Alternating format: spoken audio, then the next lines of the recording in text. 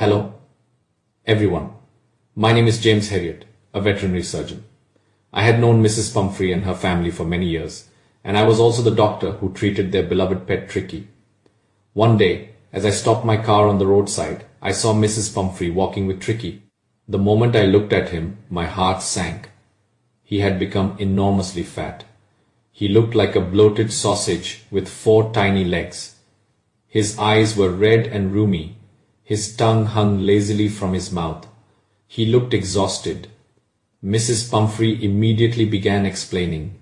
Mr. Herriot. He seemed so weak that I thought he wasn't getting enough nourishment. So I started giving him a little malt, cod liver oil, and a bowl of Horlicks before bedtime. I looked at her and asked, "Did you reduce the sweets as I advised?" She smiled nervously. I did. For a while. But he looked so helpless. He loves cream cakes and chocolates so much. I simply couldn't refuse him.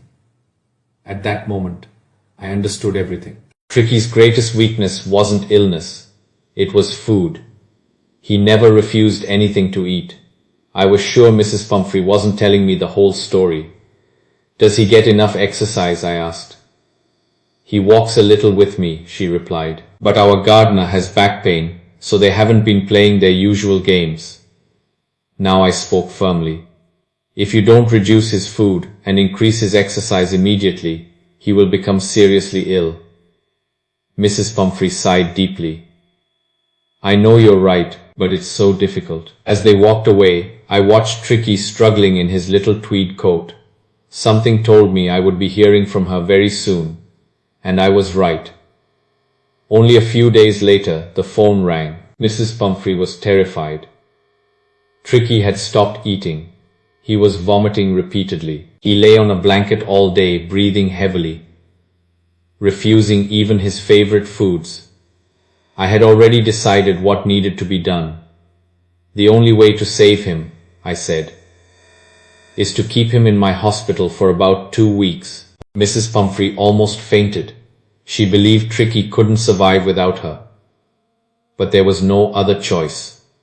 Wrapped in a blanket, Tricky was carried to my car. Behind us came the servants carrying his beds, cushions, toys, bowls, rubber rings, and even his little coats. It looked as if someone was shifting an entire house. There wasn't enough room for everything. As I drove away, Mrs. Pumphrey threw his tiny coats through the car window. Everyone stood there in tears. I gently stroked Tricky's head. "Poor fellow," I whispered. "You've lost all your strength, but I know exactly how to make you healthy again." At the hospital, the other dogs surrounded him. They sniffed him curiously before losing interest and running away. For the first 2 days, Tricky received nothing except fresh water. On 3rd day, he started licking the empty bowls. He was also given a common food along with other household dogs.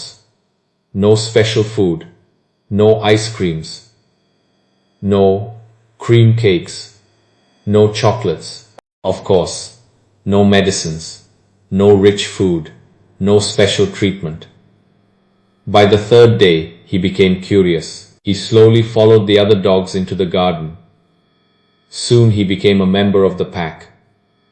During feeding time, he watched eagerly as the other dogs rushed toward their bowls. The next day, he joined them. From that moment, everything changed. He ran, he played ring catching, he played ball catching. He literally enjoyed the company of household dogs. He ran in the garden along with other dogs. He wrestled, he chased rats.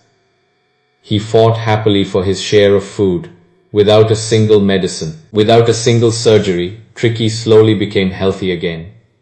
Mrs. Pumphrey talked to me regularly about dogs' health on phone. When I was not available, she simply roamed in her car around my pet clinic. Meanwhile, Mrs. Pumphrey called several times every day. "Is he warm enough? Are his cushions arranged properly?" When I told her he was recovering, she immediately began sending dozens of fresh eggs, then bottles of wine, then bottles of brandy. all meant for Tricky. All food supplies sent by Mrs. Pumphrey to be fed to Tricky, to strengthen Tricky's health. Of course, it was not Tricky who enjoyed them.